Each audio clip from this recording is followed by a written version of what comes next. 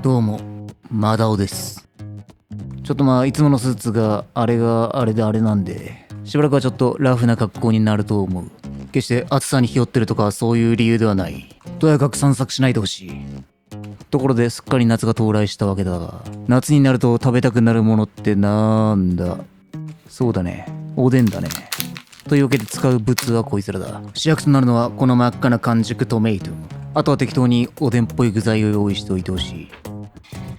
まず最初におでんには欠かせない和風だしを準備しておく。今日はオーソドックスに鰹節と昆布を使ってだしを取っていくが、だしパックや顆粒だしでも OK だ。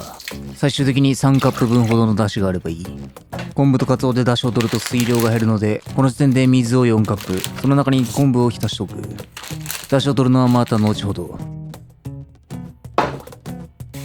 あと別にたっぷりめのお湯を沸かしておく。こいつは下処理用だ。そしたら具材を準備していこうか。練り物をカットしていく。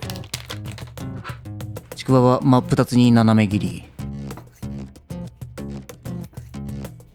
はんぺんも適当に食べやすい大きさにカット。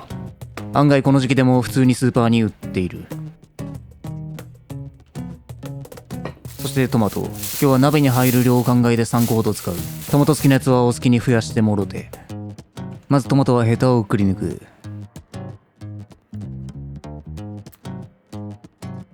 裏返したら十文字に切れ込みを入れていく。今回トマトは皮を湯むきしていく。炒め物の時なんかは面倒いんで皮を剥かないことが多いが、こういった煮物系の場合は表面の皮を剥いていた方が断然出汁が染みやすい。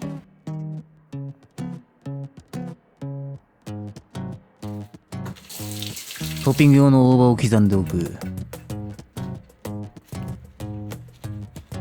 くるくるっとして細切りに。これは食べる直前に刻んでもらえば大丈夫だ。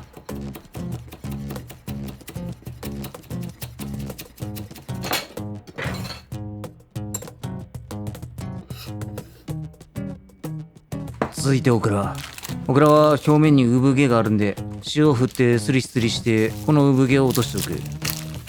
台の上で板ずりしてもいいが、こうやってネットの中に入れたままゴリゴリやると簡単だ。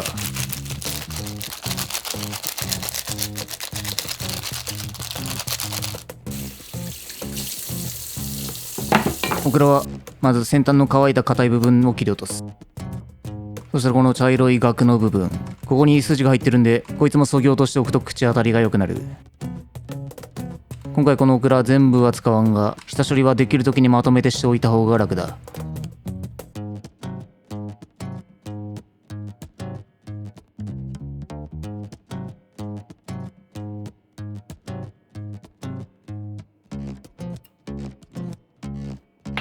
というわけで仕込みは以上だ。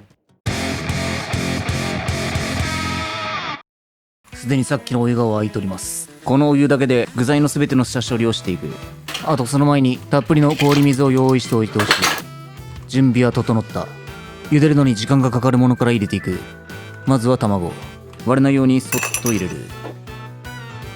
固茹で時間は9分ぐらいで、空いたスペースでトマトの湯むきをしていく。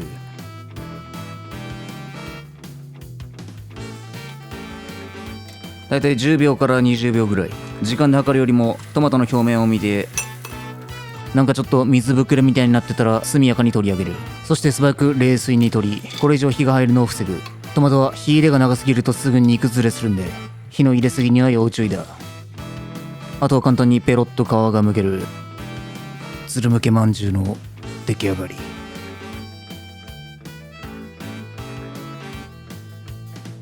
余った皮は食え。続いて鍋に軽く塩を入れてオクラをささっと下茹でする。板ずりして塩がついたままの場合は改めて塩を入れる必要はない。茹で時間は1分半ぐらい。なおオクラを茹でると栄養素が溶け出すとか八百屋さんが言ってたんで、それが嫌な場合はレンチンで処理してもいい。600ワット1分程度で OK だ。あと具材に白滝とかある場合はそちらもついでに下茹でしておくといい。茹で上がったら素早く冷水に取る。こうすることで火入れが止まり、さらに色落ちも防げる。ゆで卵が茹で上がったらこのお湯を使って練り物の油抜きをしておく。こうやって上から熱湯をかけると余計な油と油臭さが抜けてすっきりした煮汁になる。おでんには欠かせない作業だ。残った卵をシェイクして殻を割り、そのまま冷水にイン。冷水で締めると卵の身と殻の間に隙間ができ、簡単につるんと剥きやすくなる。これで下準備は OK だ。あとは出汁を用意しつけておくだけ。昆布の入った水を煮立たせて沸騰直前に昆布を取り出す。そしてここに鰹節を投入。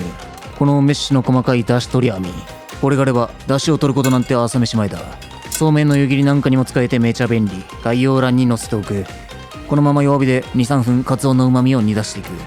だしパックや顆粒だしを使っても OK だ。だしを用意したら調味料で味付けに入る。薄口醤油大さじ2。薄口醤油の代用とかよう聞かれるんやけど、普通に濃い口醤油使ってくれ。みりんを大さじ2。砂糖小さじ1。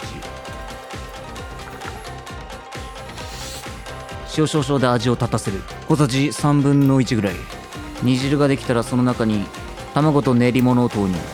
そして弱中火で10分ほど煮込む。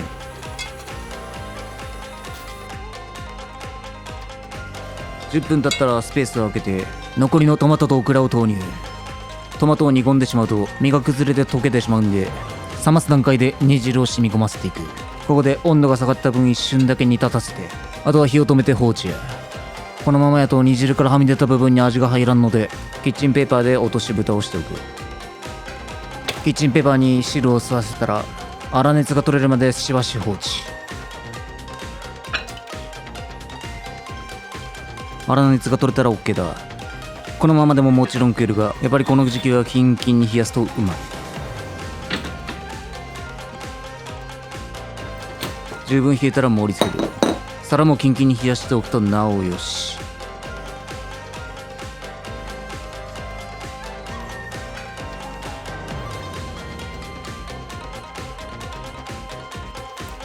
最後に刻んだ大葉をトッピングすれば完成だ。冷やしおでん。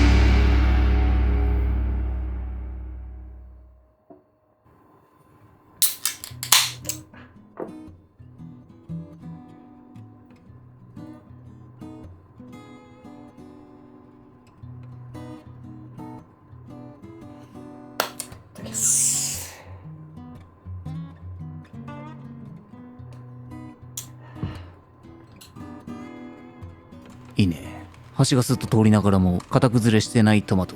絶妙な火入れだ。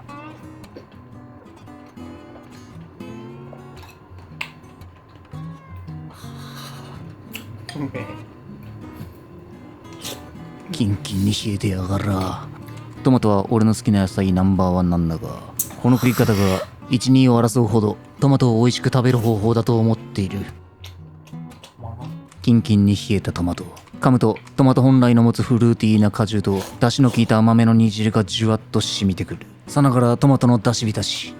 トマトの旨味と和だしの相性は抜群だ。オクラも夏らしくて実にいい具材。そしてこのちょっと崩れたトマトの旨味が染みたこの煮汁がまあうまいこと。清涼感のある極上のジュースだ。このスープをたっぷり吸ったはんぺん。噛むと口の中に極上スープがじゅわっと広がる。